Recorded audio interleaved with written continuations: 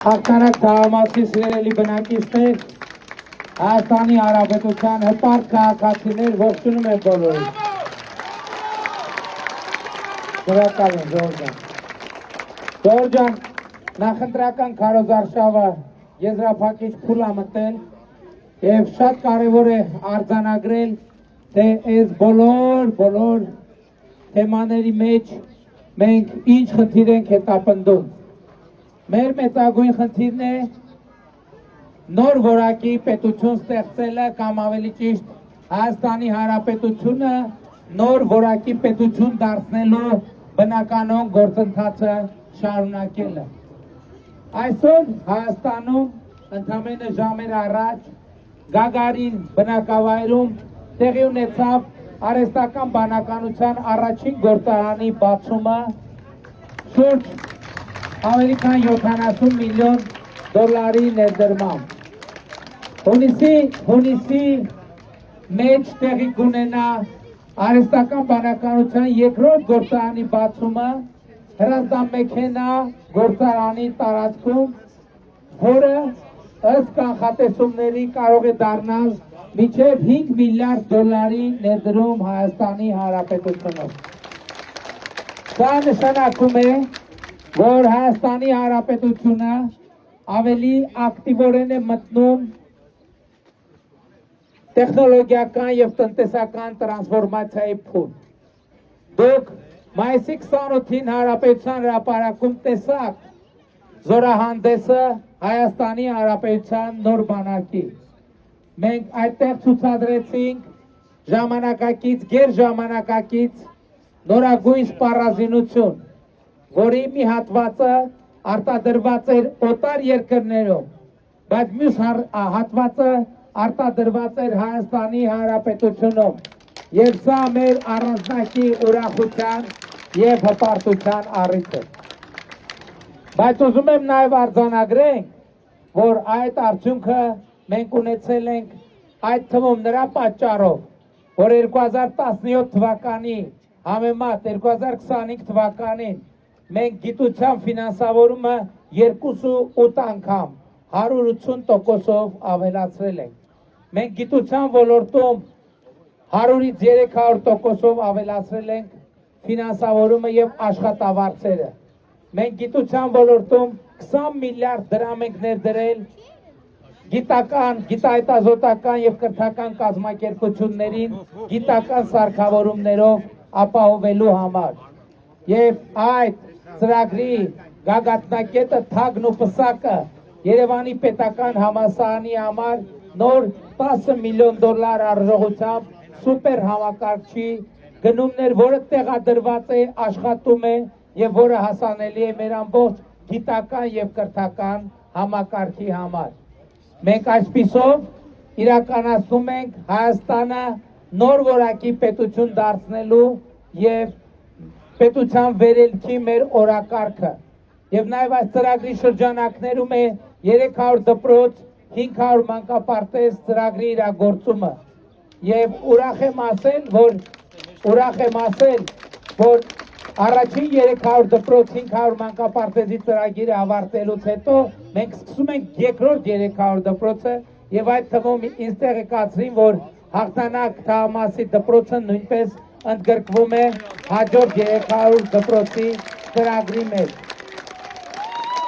Բայց շատ կարևոր է արձանագրել, որ նոր կյանք շատ կարևոր է արձանագրել, որ նոր որակի պետություն ասելով մենք հասկանում ենք իհարկե նոր որակի տնտեսություն, բայց այդ նոր որակի տնտեսությունը պետք է նոր որակի կյանք բերի մեր քաղաքացիներին։ Եվ նաև այս է պատճառը, որ մենք այսօր անցում ենք կատարում դեպի նոր որակի սոցիալական ապահովություն։ Այսօր 65+ տարիքի մեր բոլոր տատիկների եւ պապիկների համար ներդրված է առողջության ապահովագրության համակարգը, որը պետական բյուջեի միջոցներով նվազագույն առողջապահական ծախսեր է ապահովում մեր տատիկների եւ պապիկների 65+ տարեկի մեր բոլոր թոշակառուների համար։ Բայց նաև նույն ծրագրով մինչև 18 տարեկան երեխաներն են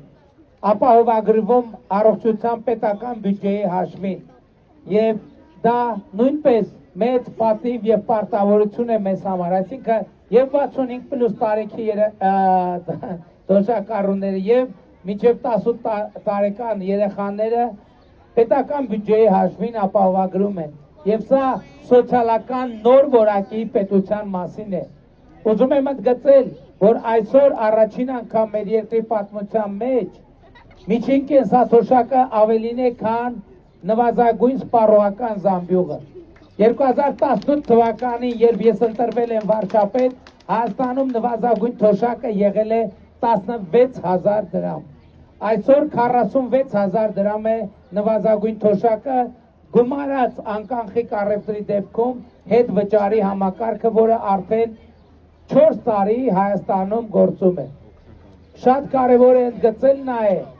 որ վերջին 8 տարի ես վարչապետ եմ, 7 անգամ մենք տարբեր որոշումներում թոշակի խնդրին անդրադարձել ենք։ Այսինքն 8 տարի վարչապետ, որոնցից 1 տարին Քովիդի եւ պատերազմի տարին 7 անգամ մենք թոշակի թեմային անդրադարձել ենք։ Այսինքն գործնականում մենակ Քովիդի տարին ա եղել, որ թոշակի հետ կապված մենք որոշումներ չենք կայացրել, այդ տարի էլ չնայած մեծ ծախսեր ենք արել սոցիալական ապահովության ոլորտում, որ մեր սիրելի նաև թոշակառուները շատ թե քիչ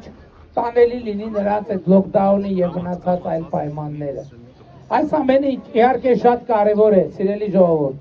բայց ամենակարևորը, որը ուզում եմ ընդգծել, հետեւյալն է. Հայաստանի Հանրապետությունում հաստատված է խաղաղություն եւ ես բոլորին շնորհավորում եմ հաստատված խաղաղության առիթով։ 2025 թվականը առաջին օրացուցային տարին է, երբ որ մենք ոչ մի զոհ եւ ոչ մի վիրավոր չենք ունեցել։ 1991 թվականից ամեն տարի մենք ունեցել ենք զոհեր եւ վիրավորներ։ Ամեն տարի մենք ունեցել ենք զոհեր եւ վիրավորներ։ Եվ միայն 2025 թվականն էր, որ հունվարի 1-ից մինչև դեկտեմբերի 31-ը մենք զոհ եւ վիրավոր չենք ունեցել։ Իսկ ընդհանուր առմամբ արդեն 2 տարուց ավելի է, որ մենք ոչ մի զոհ եւ ոչ մի վիրավոր չունենք։ Եվ այս խաղաղությունը Եվ այս խաղաղությունը իրական խաղաղություն է, այս խաղաղությունը իրական խաղաղություն է և այս ընտրությունների ամենակարևոր արդյունքը և ամենակարևոր հարցը, որը պետք է ստանա պատասխան հետևյալն է, արդյոք Հայաստանի քաղաքացին տեր կանգնում է խաղաղությանը, արդյոք Հայաստանի քաղաքացին տեր կանգնում է խաղաղությանը։ Այսօր մեր 9 ամսյա խաղաղությունը 9 ամսյա երեխայի նման ուրախություն է բերել Հայաստանի Հանրապետությանը։ Այսօր 9 ամսյա երեխայի նման մեր 9 ամսյա խաղաղությունը ամենակարևոր ներկայությունն է Հայաստանի Հանրապետությունում։ Բայց 9 ամսյա խաղաղությունը 9 ամսյա երեխայի նման ունի 9 ամսյա երեխայի հետ ունի մի ընդհանրություն։ Եթե մենք խնամք չտանենք, չխնամենք 9 ամսյա երեխային, նա չի ապրի։ Այսպիսին է նաև խաղաղությունը։ Այսօր պատերազմի եռագլուխ կուսակցությունը մեզ կոչ է անում, որ մենք մեր 9 ամսյա խաղաղությունը հանձնենք որփատուն, հանձնենք ուրիշների խնամքին, ասելով, թե մենք ի վիճակի չենք տեր կանգնել խաղաղությանը։ Բայց ես համաձայն չեմ դրա հետ։ Ես կարծում եմ, որ Հայաստանի Հանրապետությունում կա քաղաքացի, կա հանրություն, որը կարող է տեր կանգնել խաղաղությանը։ Այս է պատճառը, որ ես ձեզ կոչ եմ անում, խնդրում եմ, հորդորում եմ 2026 թվականի հունիսի 7-ին գնալ ընտրական տեղամասեր եւ տեր կանգնել խաղաղությանը, գործելով հետեւյալ տրամաբանությամբ։ Ընտրություններ 2026-ին քվեարկում ենք, ընտրություններ 2026-ին քվեարկում ենք, ընտրություններ 2026-ին քվեարկում ենք, որովհետև պետությանը, անկախությանը, ապագային, խաղաղությանը, հաղթանակ թաղամասին, Մալացա Սեբաստիային, Երևանին, Հայաստանի Հանրապետությանը, Փառք նահատակների եւ կեցե Հայաստանի Հանրապետությունը։ Ժողովուրդ ջան, բայց շատ կարևոր է հասկանալ եւ արձանագրել եւ առերեսվել, այն փաստի հետ, որ ահա այս ընտրությունների արդյունքը որոշվելու եւ կանխորոշվելու է մի մարդու որոշմամբ։ Պետության հետագա ընթացքը որոշվելու եւ կանխորոշվելու է մի մարդու դիրքորոշմամբ։ Խաղաղության հետագա ճակատագիրը որոշելու է մի մարդ։ Պատկերացնում եք, ընդամենը մի մարդ եւ մի մարդու որոշումից է այդ ամենը կախված։ Եվ այդ մեկ մարդը դու ես։ Եվ այդ մեկ մարդը դու ես։ Եվ այդ մեկ մարդը դու ես։ Եվ այդ մեկ մարդը դու ես։ Եվ այդ մեկ մարդը դու ես։ Եվ այդ մեկ մարդը դու ես։ Եվ այդ մեկ մարդը դու ես։ Եվ այդ մեկ մարդը դու ես։ Եվ այդ մեկ մարդը դու ես։ Եվ այդ մեկ մարդը դու ես։ Եվ այդ մեկ մարդը դու ես։ Եվ այդ մեկ մարդը դու ես։ Եվ այդ մեկ մարդը դու ես։ Եվ այդ մեկ մարդը դու ես։ Եվ այդ մեկ մարդը դու ես։ Եվ այդ մեկ մարդը դու ես։ Ով այդ մեկ մարդը թող ձեր բացատրի։ Ով այդ մեկ մարդը։ Եվ ահա այս մարդկանց հավաքական ամբողջությունն է, որ կոչվում է Հայաստանի Հանրապետության հպարտ, արժանապատիվ եւ պետականացել ժողովուրդ։ Եվ ուրեմն ընտրություններ 2026-ին քվեարկում ենք։ Ընտրություններ 2026-ին քվեարկում ենք։ Ընտրություններ 2026-ին քվեարկում ենք,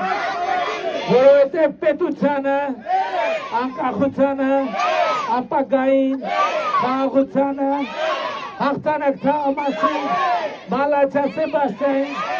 Երևանին, Հայաստանի Հանրապետությանը, Փառք նահատակների եւ կեցե Հայաստանի Հանրապետությունը։ Շնորհակալ եմ Ժողովուրդ ջան։ Ժողովուրդ ջան, երկու կարճ հայտարարություն։ Մեր եզրափակիչ հավաքը տեղի է ունենալու հունիսի 5-ին Հանրապետության հրապարակում եւ ես այդ հավաքին մասնակցելու հրավիրում եմ մեկ մարդու, ընդամենը մեկ մարդու։ Եվ այո, եւ գիտեք ով է այդ մեկ մարդը, մեծ պատիվ կլինի յուրաքանչյուրի տեսնել Հանրապետության հրապարակում։ Եվ երկրորդը, ես հիմա այնտեղ միտեղ գտնենք կանգնեմ եւ ովքեր ուզում են քարտեզ նվեր ստանան, երեխեքը հատկապես գիտեն, որ ուզում են,